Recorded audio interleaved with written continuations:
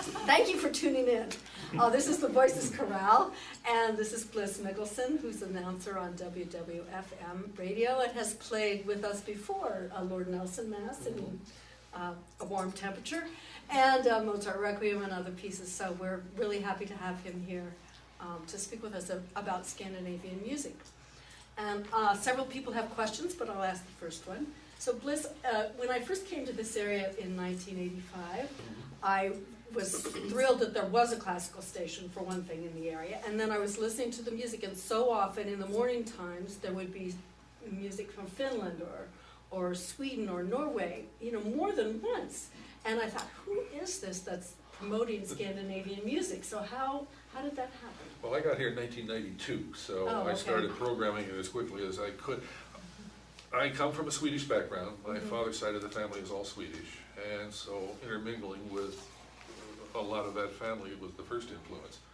And once I got into a full-time symphony and played a lot of standard repertoire, you know, like most professional musicians, you start to thirst for other things. And San Antonio, fortunately, had a very good record store with a manager that could get rare, hard-to-find records. And every once in a while I'd walk in the store and he'd just throw a record in front of me and said, "You got to buy this." And that's where a lot of my interest in Scandinavian music began to take off. And there were some personal issues at that time that kind of sparked Scandinavian music for me as a kind of a solace, and it brought me around. But I think it was Swedish music in general, since it's my heritage, that sparked it, and it just expanded out from there. And I began to realize that there was a lot of music by a lot of fine composers that just wasn't getting played. So I got into radio while I was in San Antonio. I started at a small college station at Trinity University, and then started at a fledgling station, KPAC, in 1982. So I got even more interested in programming it at that point. And then when I got to Buffalo and then to here, by that time I had a pretty decent collection of scores and music and CDs. And I blend it in whenever I can. And I think sometimes to the despair of my program director, who said, "Can't you play something standard once in a while?" So where in Sweden is your family from? My grandmother came from Västergötland. She was born on a farm, like a lot of people of that generation. My grandfather came from Blekinge. It's the extreme southern part of Sweden, a little town called Asarum, which is near Karlshamn, Charles Harbor. And he was born there in the 1860s, but about 1898, after his father came over to the United States and worked for George M. Pullman in the palace car industry, he went back to Sweden and said, "That's where a young man should be, get over there." And so my grandfather came to New York, where he met my grandmother in New York. Her name was Anna Maria Petersdotter. They were still using patronymics then. And they moved to the Fox River Valley of Illinois, a little town called Batavia. There were a bunch of Swedes and Norwegians there. And that's where my father was born. And he grew up there. And my dad wasn't particularly nationalistic about Sweden, and there were probably some personal reasons why he wasn't, but the intermingling with family traditions like the Morgensport and the Christmas get-togethers and the lutefisk, for those of you who've ever tried it, you know, it's an acquired taste. What is that? It's a very strong, very hard to get used to fish. Fisk is the Swedish word for fish. And lutefisk is, it's preserved with lye. And it's generally served with creamed peas. So it's a little, it takes a little getting used to, but it's a common dish at a smorgasbord. So have you been to Sweden? Or? I went with my father in '96, and we visited the church that my grandfather was baptized in also we heard the Royal Stockholm Philharmonic while we were there at their concert hall. I went to the Swedish Instrument Museum that was there, and generally I got around Stockholm pretty readily while I was there, but really enjoyed the stay. And I can tell you, Swedish people are intensely curious about Americans. They really want to know more about us. And they're very polite and just genuinely pleased that you're there visiting their country. I was very, very taken by that. And they just love it when you learn a few Swedish words. They really like that. So it's an interesting country, and like most of the Scandinavian countries, generally fairly progressive in its politics, fairly progressive in its social programs, although in more recent years that's had to scale back, owing, I think, course, the current economy hasn't helped, and the immigration problems that the Scandinavian countries are dealing with now have changed and strained their budgets pretty heavily. So we're seeing a lot of cutbacks that previously weren't there. But in general, they're very active countries musically. So is there a folk music tradition still active in Sweden, or is it more In Western Sweden, classical? Finland, Norway, there's still a folk tradition. The native costuming is still very active industry there, what they call the folkdräkt. You can actually buy a folk costume if you want. It's quite possible to do that. But each country has a very strong folk background, and Sweden in particular, if you go around the province of Dalarna, it's still extremely active there. You've seen the pictures of the long boats, people going to church in the long boats, and that kind of thing. That's still a big part of the tourist industry as well as the tradition. But Finland, even though it's quite different from the other Scandinavian countries, has a very, very strong folk background. The culture at the time that Finland was under Russian rule, there were distinct village traditions, even something called a lament singer. Each village had one who would express the village's pain and anguish when someone left the village for somewhere else. And that tradition went on for a long time. It's more symbolic today than it was then. In the old days, it meant everything. And I've seen some pictures of women literally weeping as they sang, expressing the anguish of someone leaving. So the folk traditions were very, very strong there. And Sibelius and others tapped into that as much as they could. So many of the songs on our concert are folk song arrangements. I mean, very artistic, sophisticated, well-crafted arrangements, but their basis is folk song. Yeah, there is a lot of it, and I think particularly the most Nordic of the countries, and I think even Iceland, which has a long, long tradition of singing, even going back to the Vikings, I think, even though their modern music tradition is more recent than any of the other countries. So it's, I think we're attempting one small, short Viking song.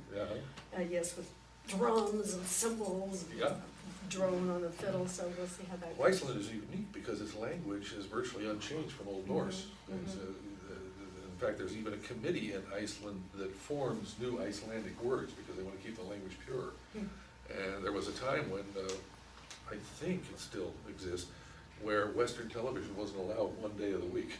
They wouldn't allow it on. And their import rules and export rules are very, very strange for that reason. But you can read an ancient saga in Iceland just like a daily newspaper. It's that easy. Let's go on to some other questions. Shirley, what's your question? Wow. I'm particularly interested in Sweden since my background and my heritage is through Sweden. My maiden name was Eklund, which is E-K-L-U-N-D, meaning land of oaks. I don't know where the land of oaks is in Sweden, but I have myself been to Göteborg, and it was a beautiful country, full of lakes. It was lovely. Now, my question has to do with some of the festivities and celebrations. I'm particularly aware of Santa Lucia Day. Now, that sounds Italian to me. However, I know that it's Swedish because of the young ladies that parade with the circle of candles and the festival of lights. So, how did that, tell me more about that. I can't tell you much. It evolved over many centuries, I'm sure, and from what I understand about the tradition, someone is chosen each year to be Santa Lucia, and her court is chosen after that. And December 13th is the feast day, and that marks the beginning of the Christmas holiday for most Swedes. Beyond that, I can't tell you much else, but I know that the Swedish Museum down in Philadelphia does a big thing every year with that, and beyond that, I can't tell you much. There's also a Christmas Eve celebration of sorts where they have different foods such as glögg. What's glögg? Glögg is a very strong Swedish drink. It's a punch, and it's a mixture of punches, and I don't remember for sure what alcohol. My wife made it once. We had a party in Buffalo, and probably don't remember much because I probably was soused to the gills. But it is quite a strong drink. Not quite aquavit, that's the strongest of them all. But glögg is quite common at Swedish Christmas parties and smorgasbords. Good. Ken, you had a question? Yes, I'm starting to get a sense of what you might say is Scandinavian music through our rehearsals, but it's not really clear to me yet. And I'm interested in what you might say about the characteristics of Scandinavian music. It's difficult to put into words. I remember reading a book many years ago called The Nordic Sound. I don't remember the author, but Antal Dorad, he wrote the preface to it. And at that time, he was conducting in Sweden. He had the Stockholm Philharmonic at that time. In fact, he probably is credited with turning it into a world-class orchestra. It was not all that great an orchestra until he got there. But he described it as it's part tonal and it's part a kind of a one with nature. And there's almost a cold feel to a lot of the music. If you listen to Sibelius in particular, you may notice an almost ice-like sound to the music. The Fourth Symphony, for example, is probably more one with nature than anything he ever wrote. The opening bars are like you landed right in the middle of a blizzard. It's that kind of a sound that permeates much of Scandinavian music, and Sibelius in particular. Even though he was born into a Swedish-speaking family, 6% of the Finnish population is Swedish-speaking.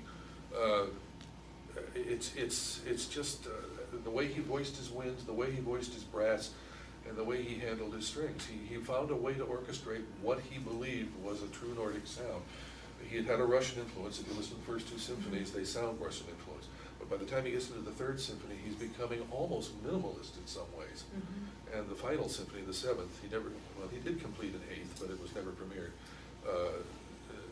You're talking about a man who's just incredibly individual in his sound. And that permeates in Swedish music to some degree. I've noticed that in Stenhammar's music, his second symphony is very modal. It's in G minor, but only with one flat, so he's using a modal throughout that whole symphony. The first symphony sounds like Bruckner and Brahms and Wagner and anybody else you can think of. By the second symphony, totally different sound. And it permeates even into his Serenade in F major, which he wrote in Italy. A lot of Nordic composers went to Italy for the winter. They go down there and they do all their writing and then they come back up. But even in the Serenade for orchestra, which is a tribute to the Italian people, the Nordic sound is there. You can detect it. And I think you can, his cantata, the song, it's there. It's one of his most beautiful pieces. I think we see the same thing. We just did a concert called Singer's Favorites, which had some Brahms and Reinberger and you know, other very romantic German composers. And there's a certain warmth that comes with the phrasing and the harmony. But I felt, and I don't know how you singers feel, but in this music, it's very beautiful. It's sort of awesome, and there's often open fifths or open fourths. In some key places where a Brahms or somebody else would really have minor third, major third play going on. And it's just, it's interesting. I always wondered, well, is the northern lights and the mountains and the fjords and all that, is that affecting the sound in some way? Oh, I'm sure it is. It has to. And the long nights probably affect the sound. We talk about winters in Scandinavia when the sun rises at 10 and sets at 2 below the Arctic Circle, and above the circle, the sun just skims the surface for several months. And that's the extent of the light in the winter there. And people compensate for it with candles and special lighting and a lot of drinking, I hear. I can't say for sure. But then you get the reverse. You get the reverse in the summer. And when I was there in May, the sun was coming up at 5 in the morning, and it was going down at 11 or 12 at night. And you haven't lived till somebody's come to you in June. It's 3 in the morning, saying, "Hey, do you want to watch the sunrise?" And you're sitting there going, "What? 3 in the morning? You kidding me?" You know, and they're up with coffee watching the sunrise at 3. But that's the Scandinavians at their best in the summer, and they make use of that limited summer because it's short. July to mid-August is just about it. So they make use of it, and even that's reflected in the music to some degree. If you've heard Nielsen's Springtime in Funen, you know what I mean. It's that extreme joy at finally seeing the sun again. I saw a picture of some Stockholmers years ago. The sun had come out. Now, you can go for weeks without the sun in Stockholm. And they had this picture of the sun coming out in Stockholm, and here downtown, all these Stockholmers are looking up at the sky and doing this, and just taking in the sun because it's been gone for so long. So you get a real feel for just... Like us after these rainy days. Oh, yeah, yeah. Well, I lived in Buffalo long enough. Yeah, right. They make use of their summers very quickly. Yeah.